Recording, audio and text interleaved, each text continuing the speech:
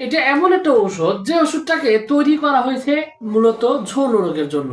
মানে স্পেশাল কাজটা হলো পুরুষের জন্য। পুরুষের ধাতু দুর্বলতা, মানে বীর্য পাতলা এবং যার কারণে টাইমিং কম, অনেক ক্ষেত্রে প্রস্রাবের সাথে ক্ষয় যায়, শরীর দুর্বল এবং প্যানিস ঠিকঠাক মতো শক্তিশালী হয় না।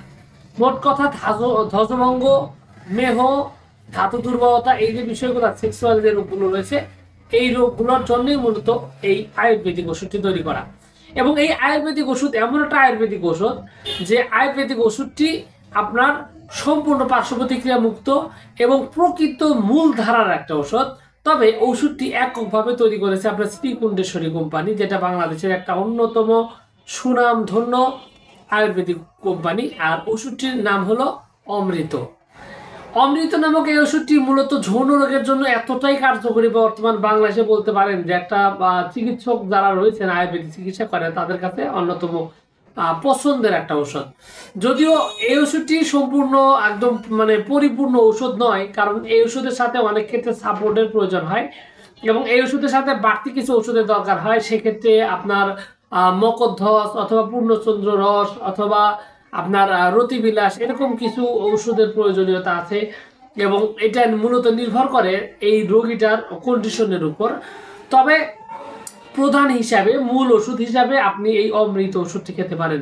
ওষুধটি আপনি নিয়মিত সেবনের ফলে যে বিষয়টা হবে যে আপনার যদি বীর্য উৎপাদন কম হয়ে থাকে সেক্ষেত্রে বীর্য উৎপাদন ঠিকঠাক রাখবে, বীর্য গাঢ় করবে।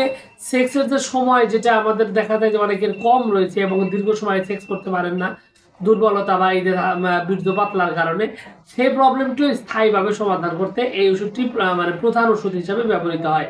এছাড়াও এই আয়ুর্বেদিক ওষুধটি আপনি যদি নিয়মিত সেবন করেন সেই সাথে আপনার যৌন দুর্বলতার পাশাপাশি বল শক্তি, অনেক ক্ষেত্রে বাত ব্যথারও কাজ করে থাকে এবং এটা মানে অত্যন্ত পুষ্টিকর একটা ওষুধ।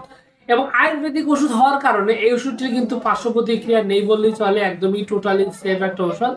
তো আপনি যদি সাধারণ এবং অল্প স্বল্প সমস্যার মধ্যে থাকেন তাহলে আপনি এই ওষুধটি কিনে নিয়ে খেলে দেখবেন যে আপনি খুব ভালো একটা সমাধান পাবেন। তবে আপনার রোগটা যদি দীর্ঘদিনের হয়, পুরাতন হয়, সেক্ষেত্রে এই ওষুধের সাথে সাপোর্ট ওষুধের প্রয়োজন হতে পারে। এক্ষেত্রে মালিশ যদি দরকার হয়, সেটা আমি যেহেতু যেহেতু এই চ্যানেলে আমি নিয়মিত কথা বলছি আয়ুর্বেদিক ওষুধের ব্যাপারে এবং আয়ুর্বেদিক ওষুধের পরিচিতির ব্যাপারে, উপকারিতার ব্যাপারে, তো আমি আজকের এই ভিডিওতে শুধুমাত্র এই অমৃতর ব্যাপারে কথা বলতে চাচ্ছি, অন্য ওষুধ বলতে চাইনি। তবে অনেকে যদি মনে করেন যে এই অমৃত একটা পরিপূর্ণ ওষুধ, এর সাথে অন্য ওষুধের দরকার নাই, তাহলে কিন্তু ভুল হবে।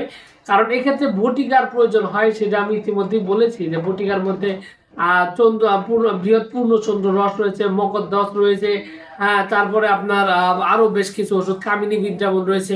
এই ওষুধগুলো কিন্তু প্রয়োজন হতে পারে এই ওষুধটার সাথে। তবে প্রধান ওষুধ হলো অমৃত। এবং এছাড়াও আপনার এইটার যদি মালিশের প্রয়োজন হয় সেক্ষেত্রে আপনার কিন্তু অনেকগুলো মালিশ রয়েছে। আপনার মোদকের মধ্যে রয়েছে আপনার শুক্র জীবন, শুক্র সঞ্জীবন, এরকম অনেকগুলো মালিশ আপনার কি বলে মোদক ওষুধও কিন্তু রয়েছে, এগুলো কিন্তু এটার সাথে প্রয়োজন হতে পারে। তবে আপনি সাধারণ অবস্থায়, প্রাথমিক অবস্থায় আপনি এই ওষুধটি খেতে পারেন এবং মাঝে মাঝে আপনি যদি দেখা যায় যে ভালোই আছেন আর একটু ভালো দরকার এরকম বা অটুট রাখতে চান, সেক্ষেত্রে আপনি যদি অমৃতটা খেতে পারেন তাহলে খুব ভালোভাবে সমাধান হতে পারে।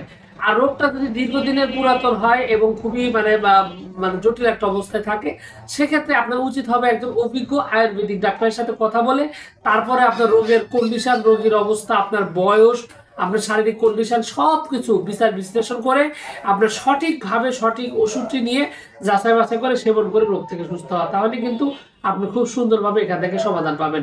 তো যাই হোক, সবকিছু মিলে এইটুকু ছিল আজকের ভিডিও।